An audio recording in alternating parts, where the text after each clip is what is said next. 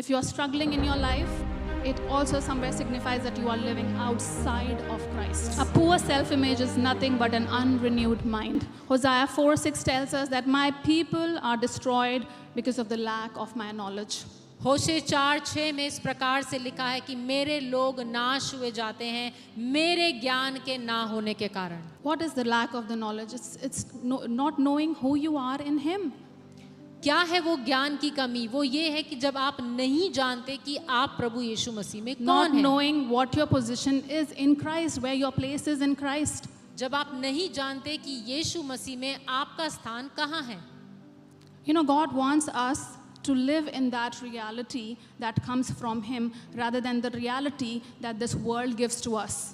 परमेश्वर चाहता है कि आप उस सच्चाई में जिएं जो उसके वचन से आपके लिए आती है, ना कि उस सच्चाई में जो ये दुनिया आपको बताती है. If you are struggling in your life, यदि आप अपने जीवन में किसी भी परिस्थिति से गुजर रहे हैं, it also somewhere signifies that you are living outside of Christ. तो वो ये भी बतलाती है कि आप मसीह से बाहर अपना जीवन बिता रहे हैं. Because in Christ, क्योंकि यीशु में the Bible says you are complete in Him. Bible बताती है कि आप मसीह में संपूर्ण हैं. In Christ, I am whole. यीशु में मैं That is संपूर्ण हूँ. our reality. यही Amen. हमारी सच्चाई Our है. reality doesn't come from the world. Our reality comes from the Word of God. Hallelujah. Amen. Which says that He has already redeemed us from every curse. Hallelujah. हमारी सच्चाई दुनिया से नहीं लेकिन परमेश्वर से आती है, उसके वचन से आती है जो कहता है कि हम उसमें संपूर्ण हैं. Definitely, we live in this world. हाँ, ये है कि हम इस दुनिया में रहते हैं. And Jesus also said that, you know, in this world you will have trouble, but be of good heart. I have overcome. So when He is living inside of us, we can overcome every struggle in our life in Jesus' name. यीशु ने कहा कि हाँ तुम इस दुनिया में रहते हो, मुसीबतें आएंगी लेकिन ढांढस बांधो क्योंकि मैंने संसार पर जय पा ली. Amen. And we have the perfect example, our Lord Jesus. और हमारे पास सबसे सिद्ध उदाहरण है और वो है प्रभु यीशु मसीह. He lived on this earth. वो इस पृथ्वी पे रहा. Amen. He was perfect God and He was perfect human. So He lived on this earth. He has also, you know, gone through temptation. He has also gone through hunger. He has also gone through struggles. But in His life, we do not see that He was ever defeated with any of these things.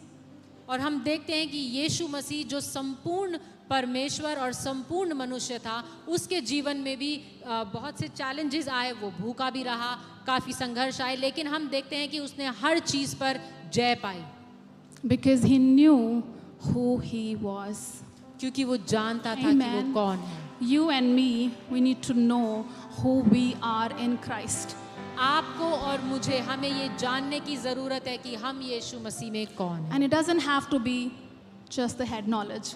और ये सिर्फ ज्ञान की बात नहीं है. Amen. When I'm preaching to you, this message is first for me and then for you. और Amen. जब मैं इस वचन का प्रचार कर रही हूँ तो ये पहले मेरे लिए है और फिर आपके लिए. We don't just have to live in that, that in our mind that, yeah, we are of Christ, we are in Christ. We really have to live that inside of it. Has to go, this revelation has to go deep inside our spirit, because once we get the revelation in our spirit, it will be very easy for us to operate in faith. और इस प्रकाशन को कि हम मसीह के हैं, मसीह में हैं, इस प्रकाशन को हमारे अंदर जाना ज़रूरी है और उस प्रकाशन के साथ जीना ज़रूरी है. Amen. It will become very easy for us to walk in faith. और जब ये प्रकाशन हमारे अंदर चला जाएगा तो हमारे लिए विश्वास की चाल को चलना आसान होगा. And we know what is faith? What is faith? Faith is the substance of things hoped for, the evidence of things not seen. और हम जानते हैं कि विश्वास क्या है. विश्वास अनदेखी वस्तुओं का प्रमाण है. Hallelujah. And how faith comes? विश्वास कैसे आता है? और विश्वास कैसे आता है? विश्वास कैसे आता है? सुनने से. और हमने कल सीखा अपोस्टल जी से, सुनते रहने से विश्वास आता है. Hallelujah. And how does faith come? Faith comes by hearing and keep on hearing the word Amen. of God. Hearing, continuous present tense. Hearing the word, that means repetition is meditation. Repetition of the word is very powerful. और वचन को सुनते रहना, लगातार सुनते रहना हमारे विश्वास को बढ़ाता है. Amen. Once you receive that revelation of the word of God in you, you will start to operate in faith. और जब आपके पास वो प्रकाशन वचन का मिल जाएगा तो आप उस विश्वास की चाल You में know, how चलेंगे। will you operate in faith? How do you know that you're operating in faith? कैसे पता चलता है कि आप उस विश्वास में चल रहे हैं? The way you think will change. जिस तरीके से आप The way you सोचते हैं वो speak बदल will जाएगा, change. आपका बोलना बदल The way you जाएगा, will talk will change. जैसे आप बात करेंगे वो Amen. So बदल you're जाएगा। gonna you will be thinking like God. You will be speaking like God. You will be acting like God. Amen. आपका सोचना, आपका बोलना, आपका करना सब कुछ So परमेश्वर if की I तरह can हो say जाएगा। that, you know, faith can change your humanity into a godliness, into divinity, like you will be walking like God, you will be walking in that authority, how Christ walked on this earth. Amen. और मैं इस तरीके से कहूंगी कि जो विश्वास है वो आपको पूरी तरीके से बदल देता है और आप परमेश्वर की तरह इस पृथ्वी पर चलने लगते हैं, उसी अधिकार में, उसी Amen. प्रेम में, उसी Amen. तरीके से। Anytime you're struggling, you have to come up higher. अगर आप अपने जीवन में कभी भी किसी भी परिस्थिति में हैं तो ये You have जरूरी to है कि come up आपको higher ऊपर in आना your जरूरी है। thoughts. जरूरी है कि आप अपने सोच विचार अपने ख्यालों में Amen. You ऊपर have आएं। to stand on the word of God. जरूरी है कि आप परमेश्वर के वचन God पर खड़े has हो जाएं। called you to come up higher, to be on higher position. He doesn't want you to be under or lower, but He wants you to live in that higher reality, in that spirit realm. Amen. परमेश्वर चाहता है कि आप अपने स्तर को बढ़ाएं और ऊंचाइयों पर आए, ऊपर की तरफ आएं और परमेश्वर के वचन में जड़ पकड़ लें। How will you come on a higher level? How will your thoughts will be, high? When your thoughts are aligned with the thoughts of God. Amen. कैसे आप अपने स्तर को बढ़ाएंगे, अपने सोच विचार करने की शक्ति को बढ़ाएंगे, तब जब आपके विचार परमेश्वर के विचारों से मेल खाएं। Amen. God's thoughts are faith thoughts. परमेश्वर के विचार Amen. विश्वास के विचार हैं। His thoughts are the wisdom of God. उसके विचार परमेश्वर की बुद्धि है। The Bible says that Jesus became wisdom for us. Bible बताती है कि यीशु मसीह हमारे लिए बुद्धि बन गया। Amen. And we read in the scriptures that, the Bible says that we have the mind of Christ. और हमने वचन में पढ़ा है कि हमारे पास यीशु की बुद्धि है। So ये वचन जो हमें मिले हैं, प्रभु का जो वचन है, ये सिर्फ हमारे इसलिए नहीं है कि हम इसको यहाँ पे बिठा लें। ये इसलिए है कि हम इसमें जब मनन करते रहें तो हमारे हृदय में आ जाए। जब हमारे हृदय में आ जाए तो वो प्रकाशन लेके आए, जैसे प्रभु का वचन कहता है, the entrance of His word brings light, and those who are simple gain understanding from it. Amen. And these words that we hear, the word that we read, it is so that we can meditate on it and get revelation from it. जैसे कि उसका वचन कहता है कि उसका वचन प्रकाश लेकर के आता है और सीधे मन वालों के लिए बुद्धि लाता है। Amen. Isaiah 55:8 tells us, God says, "For my thoughts are not your thoughts, and my ways are not your ways." यशाया 55:8 कहता है, क्योंकि यहोवा कहता है मेरे विचार और तुम्हारे विचार एक समान नहीं है, ना तुम्हारी गति और मेरी गति एक है। That is the higher realm that I'm talking about. यही है वो एक ऊंचा स्तर जिसकी मैं बात कर रही हूँ। When His thoughts become our thoughts, जब उसके विचार हमारे विचार बन जाते हैं, then you are living in that higher reality, in that higher realm. You know, तभी yeah. तभी आप उस ऊंचे स्तर पर जी रहे हैं जब उसके विचार आपके विचार बन जाते You हैं। are going to think like God. आप परमेश्वर की You are तरह going to सोचने speak like लगेंगे। God because His thoughts are here now. His thoughts are here now. So whatever comes out from your mouth is His thoughts, is His will, जब His उस- wisdom. जब उसके विचार आपके विचार बन जाते हैं तो आप उसी की तरह सोचेंगे, उसी की तरह बोलेंगे, क्योंकि उसके विचार आपके दिलो दिमाग पर हैं और वही आपके मुंह से निकल रहा है। I mean, many people think that they don't have faith, but the reality is this, that they don't know who they are in Christ. बहुत से लोग ये सोचते हैं कि उनके पास विश्वास नहीं, लेकिन सच्चाई ये है कि वो ये नहीं जानते कि मसीह में वो कौन है। So in some areas of their life, they are living in that awareness of in Christ. अपने जीवन के कुछ क्षेत्रों में तो वो इस तरीके वो यीशु की उस सच्चाई में जी रहे हैं, But there will be some areas in their life where they are not living in that consciousness of who they are in Christ. लेकिन अपने जीवन के कुछ क्षेत्रों में वो यीशु के उस अवेयरनेस में नहीं चल रहे हैं। So those areas where they are not living in that consciousness will be the areas where they will be struggling, where they will be defeat, where they will be having problems. तो अपने जीवन के उस क्षेत्र में जहाँ पर आप संघर्षों को देख रहे हैं, परेशानियों को देख रहे हैं, ये वो आपके जीवन के क्षेत्र हैं जहाँ पर आप यीशु की सच्चाई में नहीं चल रहे। Amen. We need to establish ourselves in our identity in Him. ये ज़रूरी है कि हम अपने आप को यीशु की पहचान में स्थापित कर लें। The Bible says, be established in the righteousness of God. Bible हमें बताती है कि परमेश्वर की धार्मिकता में अपने आप को स्थापित कर लें। Apostle G has been teaching us about righteousness. He's been teaching us about our right standing with God, who we are in Him, what Christ has done for us. Every Sunday, the message that comes from here is about your identity. In some or the other way, if you see and you measure it, it is all about, as I was just thinking about it, every Sunday for years, He has been building us up in our identity, directly or indirectly. The Word is telling you who you are in Him. और जैसा कि apostle ji ने हमें बीते दिनों में सिखाया है धार्मिकता के बारे में कि हम मसीह में कौन हैं, हम धर्मी हैं। और जब मैं इस बारे में सोच ही रही थी तो मैंने देखा कि सालों से जो वचन यहाँ से प्रचार किया जा रहा है उसमें हर संदेश में कहीं ना कहीं वो ये बता रहे हैं कि हम प्रभु यीशु मसीह में कौन हैं। Amen. And how we will walk in that awareness, in that consciousness, is by the renewal of our mind. और Amen. कैसे हम उस चेतना में कि हम मसीह यीशु में कौन है, हम कैसे चलेंगे अपने मन को नया करके। Amen. Do not be conformed to this world, but be transformed by the renewing of your mind. Romans 12:2. जैसा रोमियो 12:2 में लिखा है कि संसार के सदृश ना बनो लेकिन परमेश्वर के वचन के द्वारा अपने मन को नया सा करते Amen. चलो। An unrenewed mind means a mind that does not think like God. एक वो मन जो नया नहीं हुआ है उसका साधारण शब्दों में मतलब है वो मन जो परमेश्वर की तरह नहीं सोचता। Amen. आपको समझ आ रहा है? Are you all actively listening? क्या आप सब ध्यान धरकर सुन Amen. रहे I हैं? want you to listen because it may sound very repeated or it may sound that you already know it. But I want to tell you that the Spirit still speaks and the Holy Spirit Amen. wants us to establish ourselves and build us up, you and me together.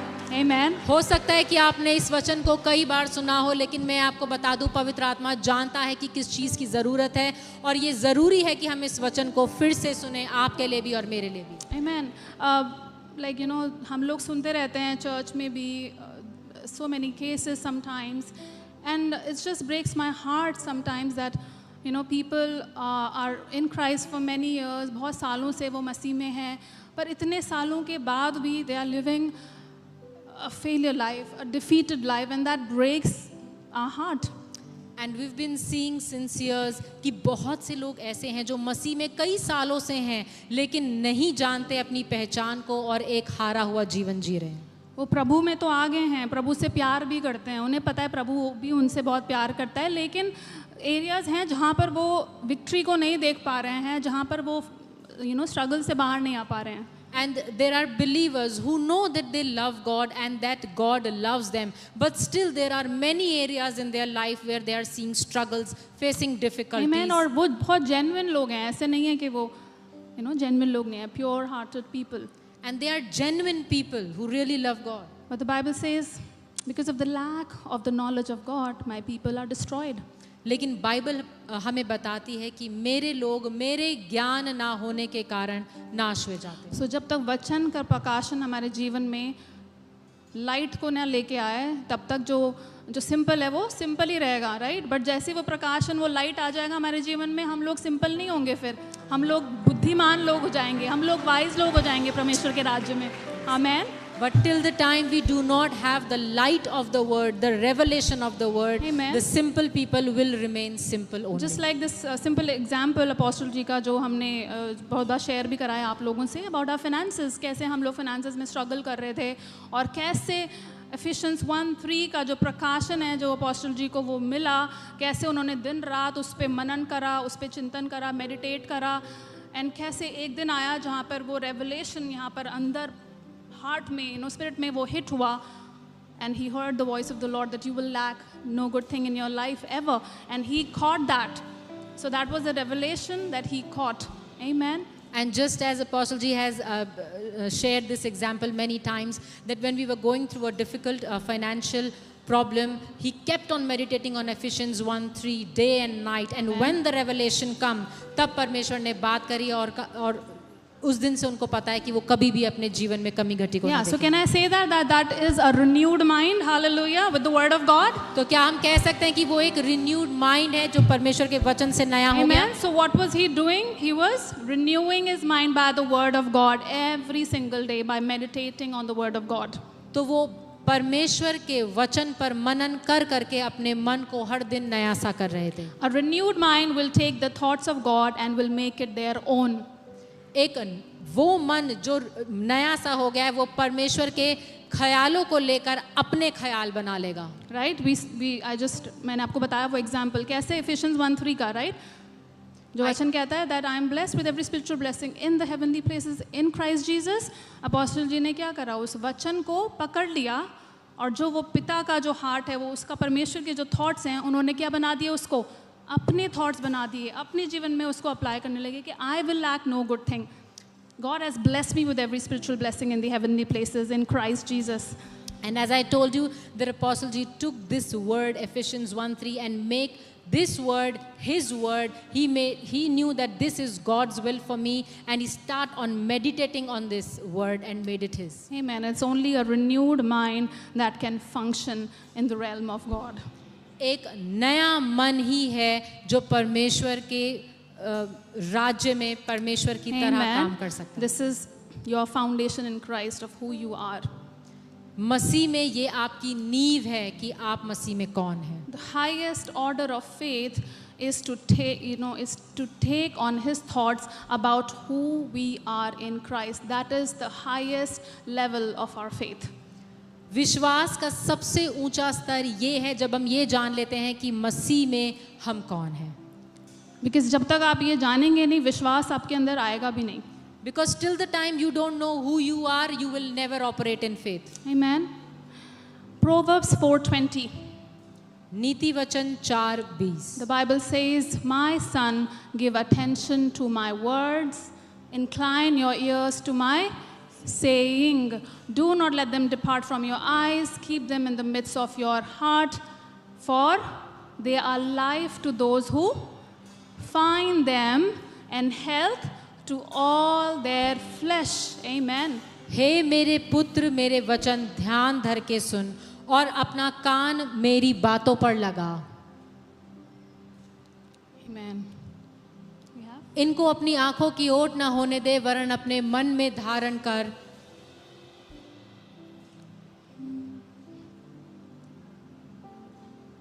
क्योंकि जिनको वे प्राप्त होते हैं उनके जीवित रहने का और उनके सारे शरीर के चंगे रहने का कारण होती है। Amen. For they are life to those who. क्योंकि जो लोग उनको खोज लेते हैं उनके लिए वो जीवन है। You have to find the word yourself. Your neighbor will not do it for you. Apostle G will not do it for you. You have to do it for yourself. You have to find the word that is for you, and that will bring health to all your flesh. आपको अपने लिए खुद उस वचन को ढूंढना पड़ेगा। आपका पड़ोसी या अपोस्टल जी या कोई भी और आपके लिए वो नहीं करेगा। आपको खुद अपने लिए उस वचन को ढूंढना पड़ेगा जो वचन आपकी चंगाई लेकर आएगा। Incline your ears to my saying. The Lord is saying, incline your ears to my saying. अपने कान को एकदम एकाग्रता से लगा के रख मेरी बातों में। Yeah, the Bible is saying that incline your ears to my saying. For they are life to those who find them. क्योंकि वो जीवन है उनके लिए जो उसको पा लेते हैं। Amen. Notice here it doesn't say that they will give life to you. It is saying the words are life. So it's not that it will produce anything. It is life.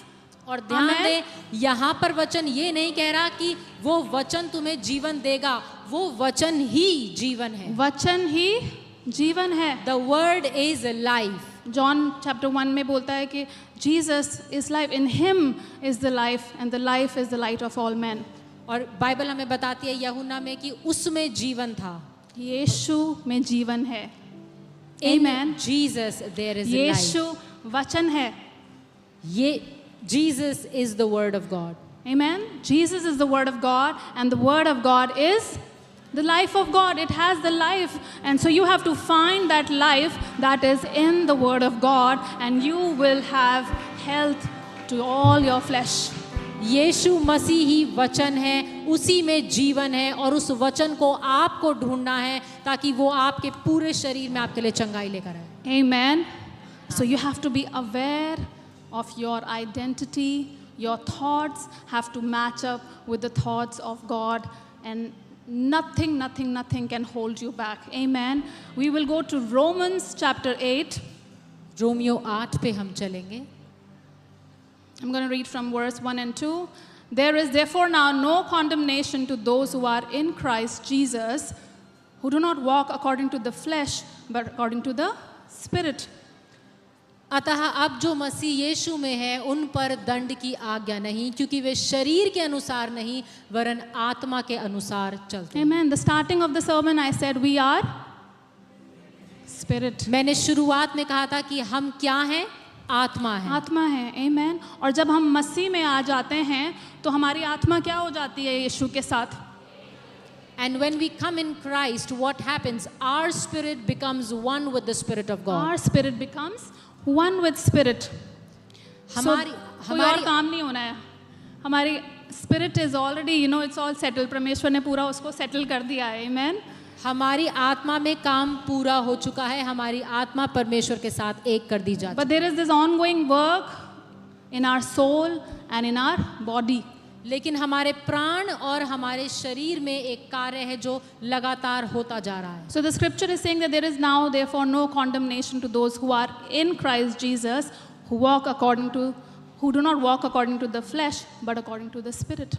और यहाँ पर Bible हमें बता रही है कि जो कोई प्रभु यीशु मसीह में है उस पर दंड की आज्ञा नहीं है. वो जो शरीर के अनुसार नहीं वरन आत्मा के अनुसार चलते हैं. अगर आप आत्मा के अनुसार चल रहे हैं, आप मसीह यीशु में हैं, तो आपके ऊपर कोई दंड की आज्ञा नहीं है. If कलीसिया, you are Amen. walking in the Spirit and you are in Christ, there is no condemnation for you. Amen.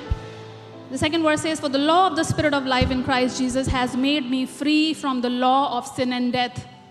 और दूसरी आयत कहती है क्योंकि जीवन की आत्मा की व्यवस्था ने मसीह यीशु में मुझे पाप की और मृत्यु की व्यवस्था से Amen. स्वतंत्र So कर we are दिया. not under the law of sin and death now. We are under the law of the Spirit of life that is in Christ Jesus. अब Amen. हम पाप और मृत्यु की व्यवस्था में नहीं हैं, परंतु जीवन की आत्मा के अधीन So हैं. you have the Spirit of life आपके पास जीवन का आत्मा है, because you are in क्योंकि Christ आप Jesus. मसीह यीशु में हैं. Amen. And as God is putting that in my heart, maybe ये relate करे या ना करे, but I want to share. और there is something that God has put in my heart. परमेश्वर ने कुछ है जो मेरे दिल में डाला है. जैसे प्रभु का वचन हमें बताता है कि जो धर्मी जन है वो अगर 7 बार भी गिर जाए तो भी उसको वो क्या होगा, उसको परमेश्वर उठाएगा.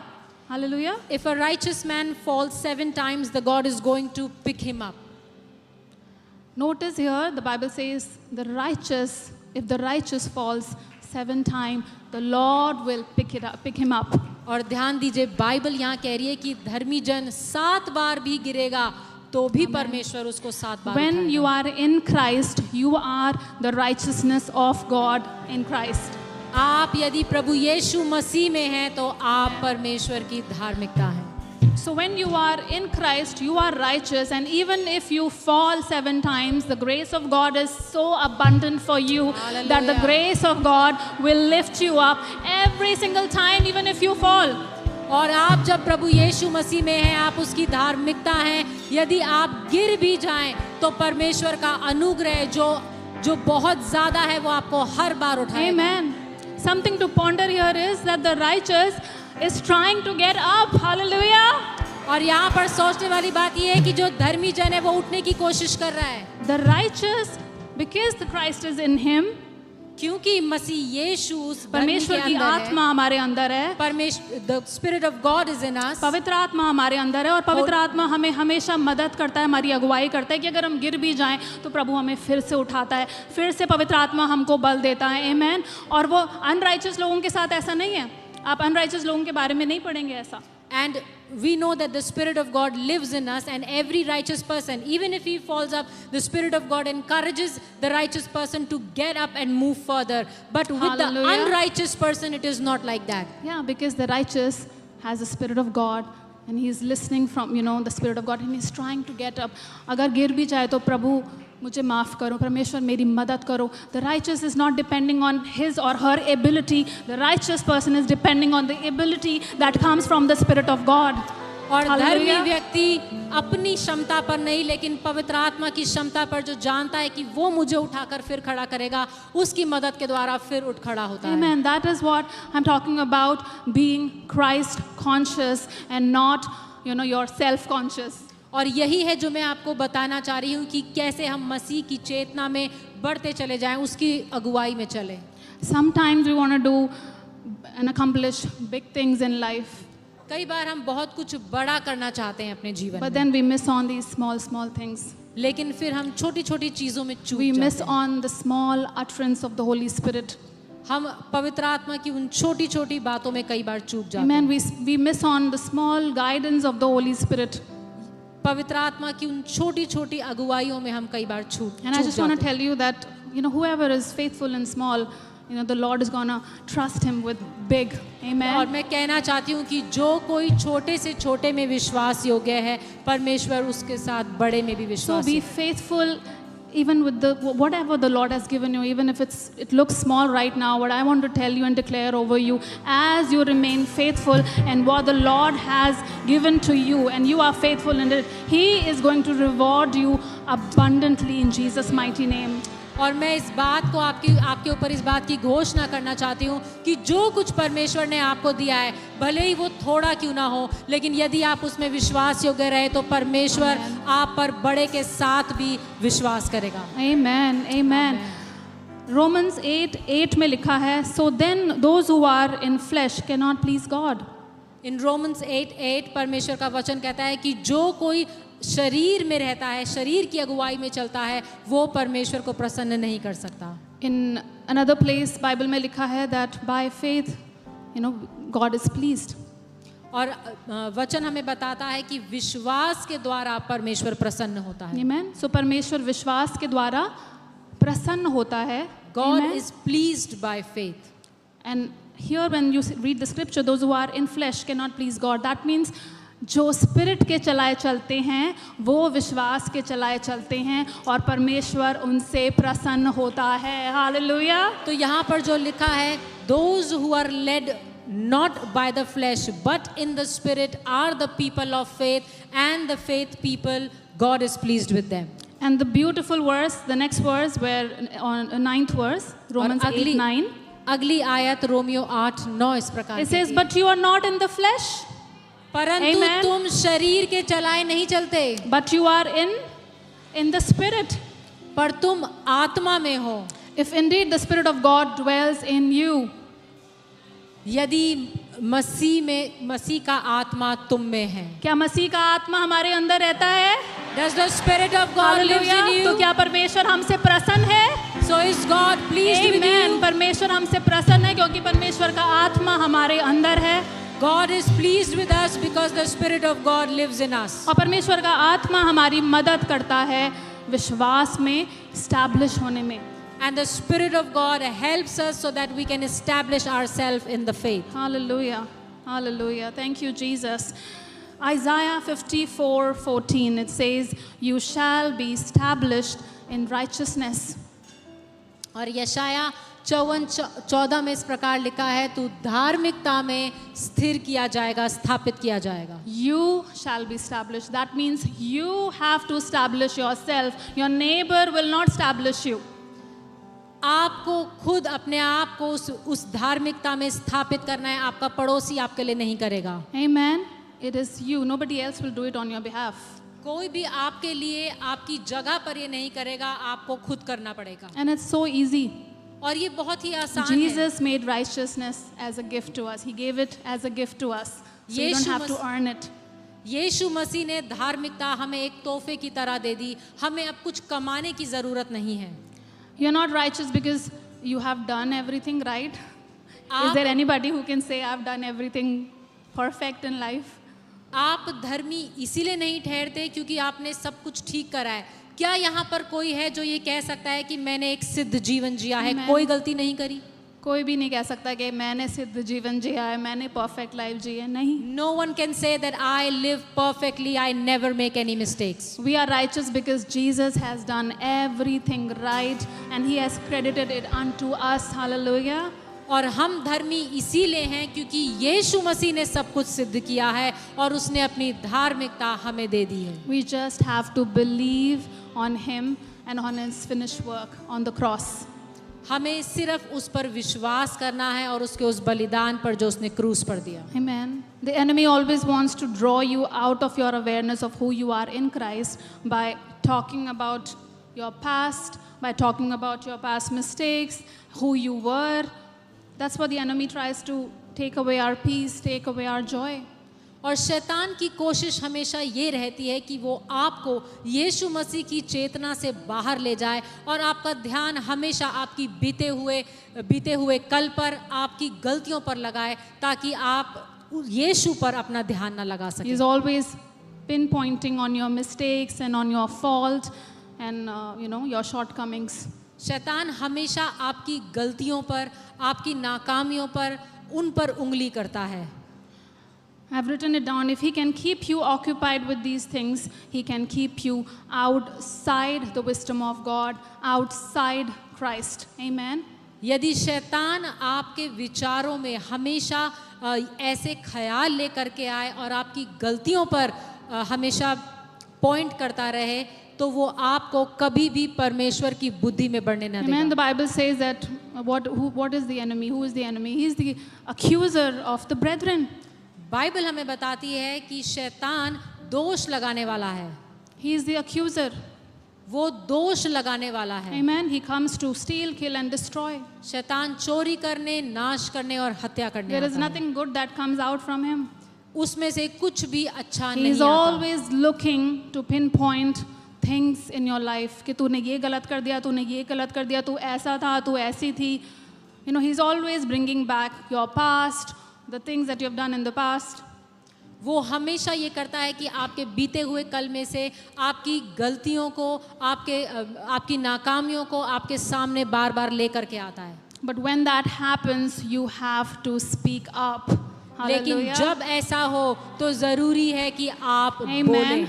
कोई भी ऐसा नहीं है जो बोलेगा कि हाँ मुझे ऐसे थॉट्स नहीं आते या एनिमी मेरे कानों में ऐसी बातें नहीं डालता. There is no one here who can say that Satan doesn't give me any such thoughts. The Bible says that enemy comes to steal, kill and destroy. He wants to steal your joy. He wants to kill your peace. He wants to destroy your destiny. Bible हमें बताती है कि शैतान चोरी करने, नाश करने, हत्या करने आता है। वो आपका आनंद, आपकी बुलाहट, वो सब कुछ नाश कर देना चाहता है। God wants you to be wise.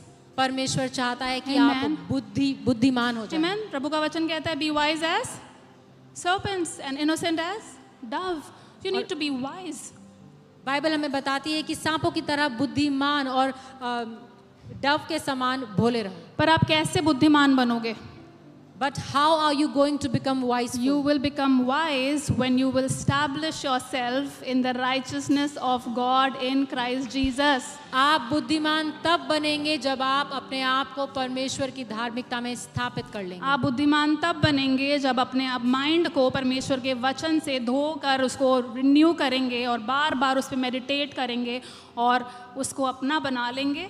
आमीन। उसके थॉट्स को अपने थॉट्स बना लेंगे आप, तब आप बुद्धिमान बनेंगे। You will become wise when you will renew your mind from the word of God. You will keep on meditating it, and your thoughts will be, and God's thoughts will become your thoughts. A poor self-image is nothing but an unrenewed mind. एक गलत छवि और कुछ नहीं, लेकिन एक ऐसा मन है जो नया नहीं किया गया।